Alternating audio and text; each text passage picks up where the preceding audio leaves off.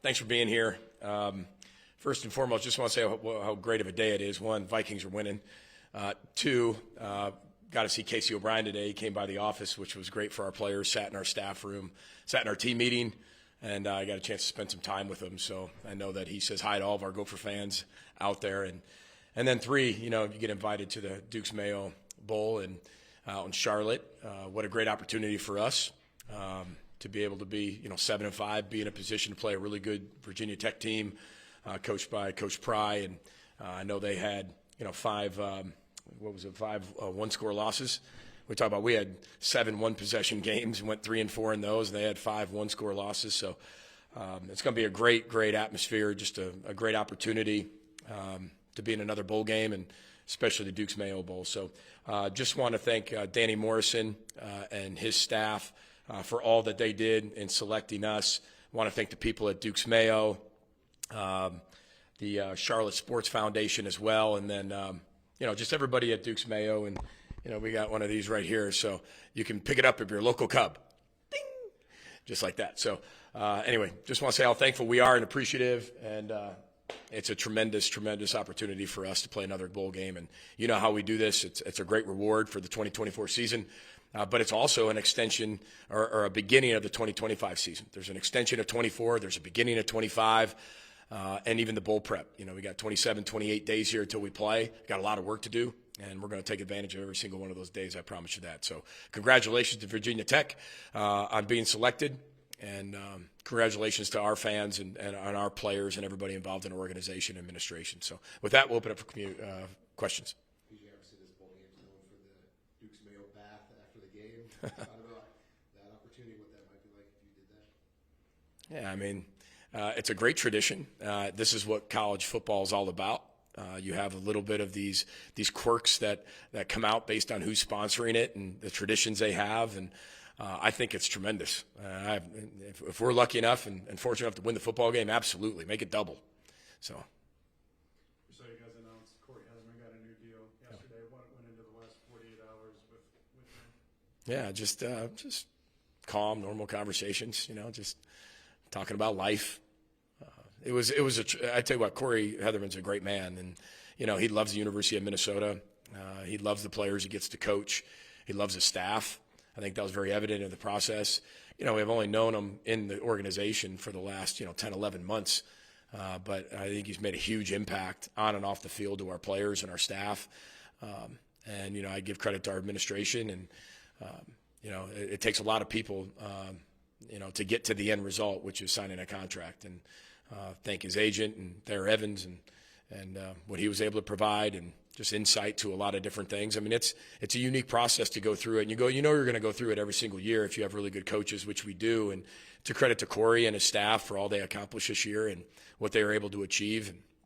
And those opportunities are going to come your way. And I want to support as many guys as we possibly can, and keep guys here if they really want to be here, and also promote them and encourage them if that's something they want to do in the future, and go be a head coach and go to the NFL and do things like that. But while you're waiting for all that, it's a great place to be. And I'm really excited about the opportunity to keep Corey. I think that says a lot about our administration stepping forward, and it just says a lot about the connection in that room too, that he really wants to be here. Because he's going to have a lot of opportunities as well, not only that one and this one and this one and that one, and he's going to have a lot more coming up too. And just really thankful he's going to be our defensive coordinator here in 2025. The transfer portal opens up tomorrow. How do you feel you're prepared for that? Yeah, I think that when the portal opens, you're always expecting people to go in it. I think you're also knowing who's going to go in it, who already said they were. I think that people announce it. Then there's some people who haven't announced it. I think that's just part of the ebb and flow of college football. It's the ever-changing landscape. One thing that stays the same is everything changes, and you're ready for those. We're hot and heavy into the portal right now of how we're going to be able to fill some gaps. Obviously, just signed a really good class of high school players that we're really excited about entering our program. Excited about a lot of the guys who have announced that they're staying, which I think these days it's a win in itself to retain your players. A lot of the top players that you have, which I think we're doing a really good job of. You're creating value inside your organization, not just on the field, but off the field. This is a life program. It will be. It's a transformational program. Doesn't mean you can't have transactions within the transformational, but it's always going to be a transformational program for your entire life. Transactions are a part of that in college football right now. What I'm thankful we're not is just a transactional relationship and just a transactional program. We're not. Transactions are a piece of that transformational program, and I'm really thankful that we have that. And I think a lot of guys value that as well. But a lot of things are changing in college football, and they have changed. I can't just say changing; they've changed, and you adapt to that change, and you grow and you learn. And I'm just thankful for the guys that are staying, all the guys that have left. I wish them all the best as they leave. You want to see them get what they have earned, deserve, want, whatever you want to call it. And if leaving here is to get that, then so be it, and support them 100%. There's a lot of guys I have really good relationships with that are leaving, and those are hard talks, but not in a bad way, just a hard talk. A guy doesn't want to leave, but feels like he might not play. You got to be very transparent and honest with people whether they're going to play or not, because if you care about them, you'll allow them to go play somewhere else if that's what they choose. You're going to help them do that. You're going to be very transparent. It might help your depth, but it doesn't help them get what they really, really want. So I know I'm going off on a tangent a little bit about that, but you asked, and there's just a lot of relationships that you won't have for the next few years until they're done with college. Just like Bucky Irving. You can have a relationship with him when he went to Oregon, but right when he graduated, we have a great relationship again. And I just made sure they all knew that they have us for life, and anything they needed from us, let us know. But we'll also benefit from it by bringing players into our program as well here coming up. PJ, you mentioned on Wednesday bringing in a quarterback. What are the attributes or things you're looking for from that guy to come in? Yeah, I think that, one, I really like our quarterback room. I really like the progress Dylan has made, and even Max. Max has gone through some tough times, losing his mom this past week, but has come out every single day and just had great focus and great intentionality to every rep. And you look at where Drake is. I mean, Drake's made huge strides from the moment he got here to where he is now. And then we'll add another player. And again, it always starts with one: can the quarterback lead the team?